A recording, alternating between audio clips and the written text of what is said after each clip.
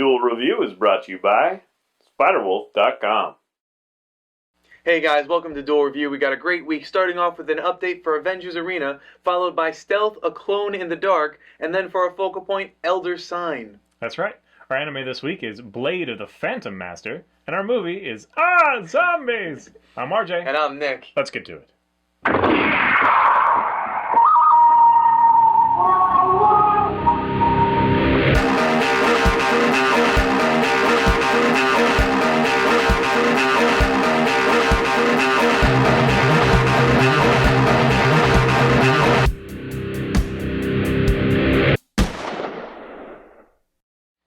Hey everybody, today is July the 29th, and we're taking a look at Avengers Arena, an update.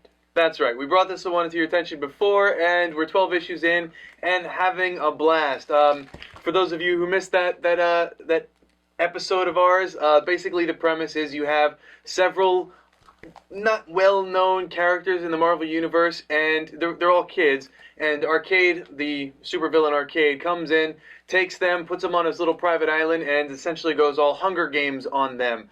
And it's just been a very interesting read. It's just been so much fun getting to know these characters that you're not too familiar with. You know, like Kid Britain. I never followed Captain Britain or Kid Britain, but to see that character and how he gains his power, I had no idea because I don't follow him. So, and then in the end, what happens to, well, I can't say too much without giving it away, but it's just been so interesting. But this is one that you wanted to talk about, so go ahead. Yeah, I really enjoy this. This is probably my maybe even favorite over Deadpool. I don't know.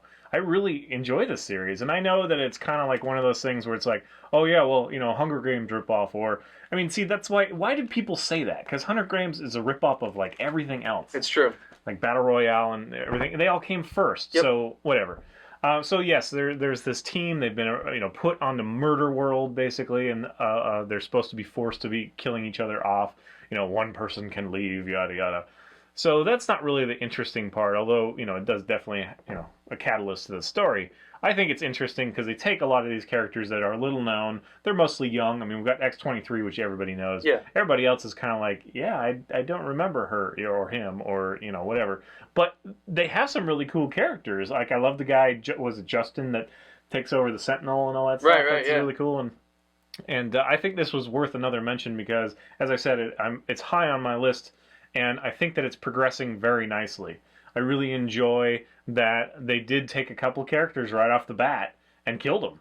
And, partly you can say, well, they did that because it's, C-list string characters or right. D-list, whatever, so nobody really cares. But apparently there are a following for some of these characters. Nico is one of them, and I can't really spoil what happens to her, but very interesting things happen to her. And it kind of ends this issue with, we had kind of a cliffhanger, and then it was something that wasn't quite, and now they're stopping, and they're going to be jumping into what's happening in the Avengers and the world outside. Right. So that's kind of the follow-up that they're about to do. So this kind of is a nice bookend to go look back at it. I love the action. I love the personalities that are coming out. You get some of the kids who are acting fairly nastily because they're in this situation and it's really bringing out their true colors. And then you get the other ones that, you can tell that they have that heroic, thing about them and they're stepping up, to protect. And then other ones that just kind of want to be left alone or have a psychotic break or whatever. And it's just kind of this microcosm of the Marvel Universe, I think. And it just plays out so nicely. And because it is a protected world, like an insulated world, as far as the story is concerned, we really are able to get in these characters' heads really quickly. And get to know them really quickly. It will be interesting to see what happens outside now that they're going to go outside and like follow Iron Man and what is he doing because all these kids have been abducted and where are they and all that stuff. And pretty much all I know about that is hearsay, so I don't know what's the actual story arc, but I do know that it's going outside of that. It says as much on the Marvel website, kind of thing. So I'm very much looking forward to that, but I hope it doesn't tamper with the thing too much. I hope they don't, instantly leave Murder World, and now it's about I don't know. I mean, but then again, it's been such solid writing that maybe they can handle that, and maybe it won't be a problem. All the art is, very solid, and I really love character stuff, and I think that this is doing a fun job of that. And, it'll be really interesting to just see where it goes. So, you like it? Yes. Are there anything that stands out to you, or? Well, one of the things that I wanted to bring up is, first of all, I wasn't sure if they were all heroes, like, just like heroes in training, I guess, like what, the Teen Titans maybe. Yeah. I didn't know what their real story was because some of them are just cruel. They're just mean to each other for whatever reason. So I didn't really understand the story, but what I am curious about is if there is hero material in their little group or in the cluster of people who are thrown into this, then shouldn't they be uniting and trying to figure out like how the island works? Because there are things that Arcade could control. Yeah, I guess we should talk about that a little bit more because it's kind of like a Deus Ex Machina. It's like Right. they completely are stripped of their powers beyond a certain point. So you definitely have this sense that they've already given up on that, and they're just trying to live within this world and survive as long as possible, and then possibly find a weak link at some point. But we haven't really got there. They haven't tested it a whole lot. Right. I mean, right away, what is her name? The hot girl, whatever Red her Robin. name was.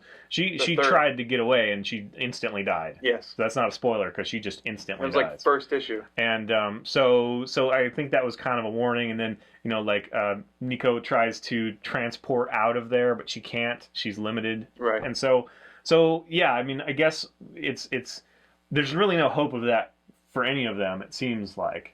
Right, but even So they're still, left with this, last one standing gets to leave. So some of them are letting that sink in, and then other ones just completely reject that.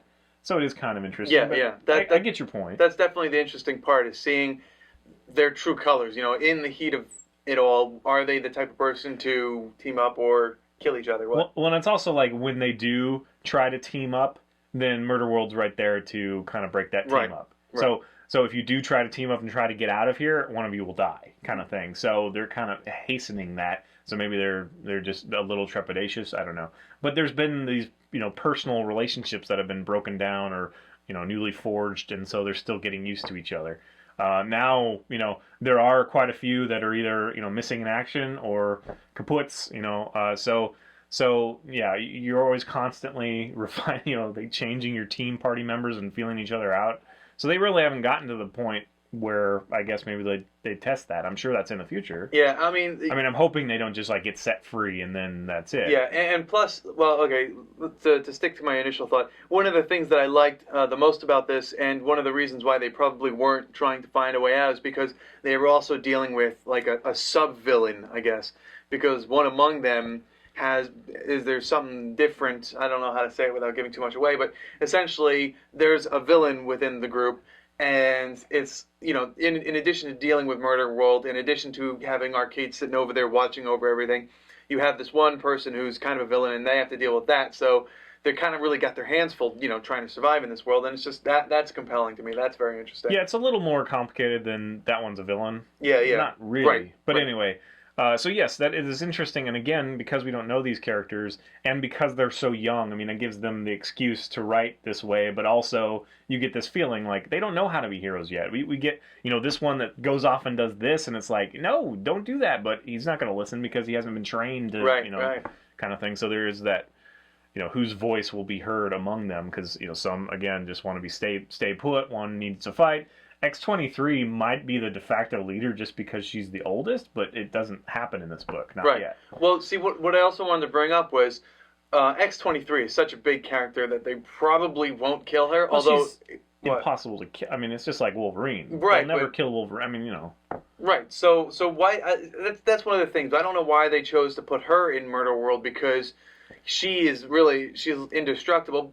So she's going to be the last one standing, in which case that's what Arcade wanted all along. I'm hoping that if that's the case, he had like this other reason for putting her in there and having her kill off everyone. Well, we'll just have to see how it plays out. I do applaud them for putting in it, because there were some storylines that kind of led up to this, Right. and she was a part of that, so they could have easily just pulled her because they wanted all cannon fodder that they could kill off, kind of thing. It's true. But I kind of applaud them, although we'll see what happens. So it is kind of, dangerous ground there, I think, when it comes to X-23 for sure.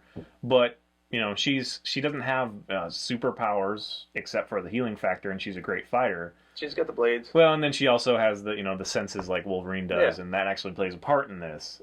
So yeah, but she's not like the fantastic, magic girl whatever, that Right. sort of thing. Right. Although I really like that character. Yeah, just so do you know. I. So I was kind of, they took a certain story with her, and I was so, like, I admire that they did that. And then they kind of reversed it, but it totally makes sense, and it's kind of cool.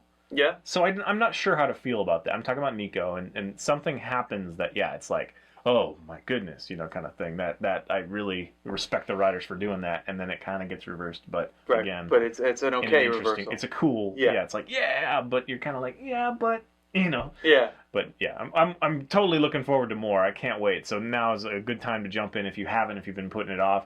12 issues out So right far. now, and I think they're really great. I don't suppose you know how long the run's going to I be. don't. In fact, I thought that the run was supposed to be about 12 issues. So either it was doing well enough that they decided to continue it, or I just had the misinformation from the get-go. But Right. yeah, I have no idea. Marvel's been listening to our episodes. They're like, oh, they like Avengers Arena. We have to put more out. Yeah, I mean, at some point, this book should come to an end. Yeah.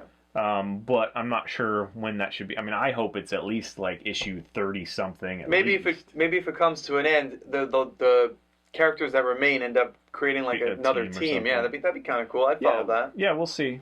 And also, I guess I will say that Arcade and his Murder World, I've always kind of liked because of there was a Deadpool thing that I watched. He was in the game, and it was like Deadpool's level. And then also just some of the comics with Deadpool, I've enjoyed that character, but I've never really know a whole lot. Arcade, So when I yeah. heard that he was like the villain in this, I was like, ooh, that's so cool. I can't wait. So I am enjoying that. And then, of course, issue 12 gives you kind of this little spoiler or cliffhanger Right. of like, uh-oh, like what's going to happen. And he's kind of been discovered a little bit. Something's breaking down. And I can't wait to see what it is. So anyway, can't highly recommend it enough. I like it a lot. Agreed. It's a wonderful read. All right, guys. Thanks for watching. Please subscribe to our YouTube channel and follow our great playlist. Game Lab's been a lot of fun. Yes, it has, and please leave comments. We love comments, and you can help support us by buying our wares at spiderwolf.com. That's right. T-shirts, a card game, art print, short stories, and more. And if you're on Facebook, so are we. So find us and friend us, and if I'm online, I'll chat with you. And you can follow me on fisk37.tumblr.com. I'm blogging as characters and releasing little bits of my world that I've created over 10 plus years. So I'm trickling it out there. Please go check it out. If you like it, share it, support me that way. And you can follow me on my Tumblr blog, which is just my name, nicholasbach.tumblr.com. And I'm just throwing short stories and anything else I've written or will write out there. So go ahead and read that and follow me. All right, guys. Thanks a lot. See you later. I didn't think I had that. I was getting ready to shoot. Yeah, I again. thought I had that. I still have a little twinge of eye, but I'm pretty good. So you're in trouble. You better get while you can. Next up, it's Stealth, a clone in the dark. Stealth Clone in the Dark, also known as Stealth Bastard. I think it's just Stealth. Well, that's the first one. That's the first one. Well, no, from what I read, it was first released as Stealth Bastard. Oh, okay. Well, Something arsehole or something, and then it got on the PlayStation 3 and the PlayStation Vita. It was released as Stealth, a Clone in the Dark. and our movie is Zombies. I'm RJ. And I'm Nick. Let's get to it. Probably blew out the audio, but